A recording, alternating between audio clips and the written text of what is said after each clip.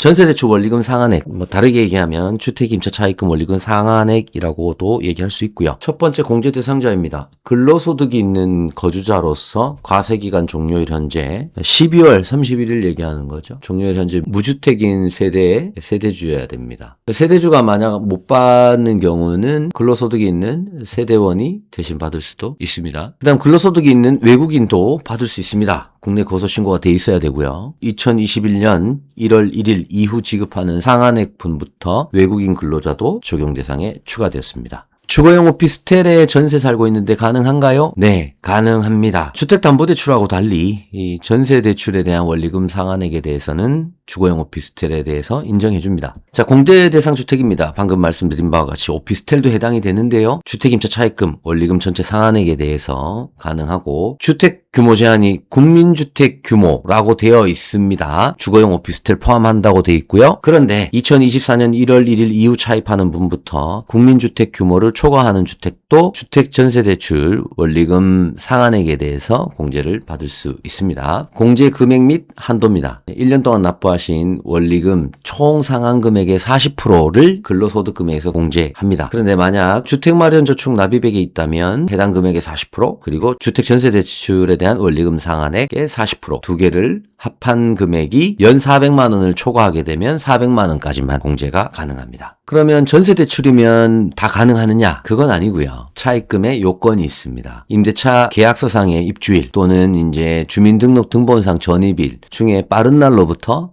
전후 3개월 이내에 차입한 자금이어야 됩니다. 즉 내가 전세 입주하고 나서 3개월이 지난 이후에 받은 대출은 전세 입주자금 대출이 아닙니다. 그래서 전세보증금 담보대출로 받은 것은 차입금 요건에 해당하지 않아서 소득공제를 받을 수가 없습니다. 그 얘기를 여기서 하는 거예요. 그 다음 임대차 계약 연장하면서도 대출받는 경우 있죠. 연장하거나 갱신계약하면서 한 경우에는 그 날로부터 3개월 이내에 차입한 자금은 공제 대상에 해당됩니다. 그리고 대출기관에서 임대인의 계좌로 직접 입금된 것이어야 합니다. 대환대출의 경우는 금융기관에서 금융기관으로 바로 갚아주는 거기 때문에 임대인의 계좌로 갈 일이 없겠죠. 예를 들면 이런 케이스입니다. 내가 전세대출을 쓰고 있는데 금리가 비싸가지고 다른 은행으로 갈아탔습니다. 그럼 처음에 전세대출 받았을 때는 그 대출은 임대인 계좌로 직접 들어갔을 겁니다. 그런데 대출 쓰다가 갈아탔어요. 그러면 A은행에서 B은행으로 직접 갚아주기 때문에 임대인 계좌로 들어갈 일이 없다는 거죠. 그런 대환대출의 경우에는 예외를 인정하겠다 이런 겁니다. 그런데 많은 분들이 다양한 곳에서 전세대출을 받습니다. 어떤 분은 은행에서, 어떤 분은 지역농협에서, 어떤 분은 보험회사 여러 가지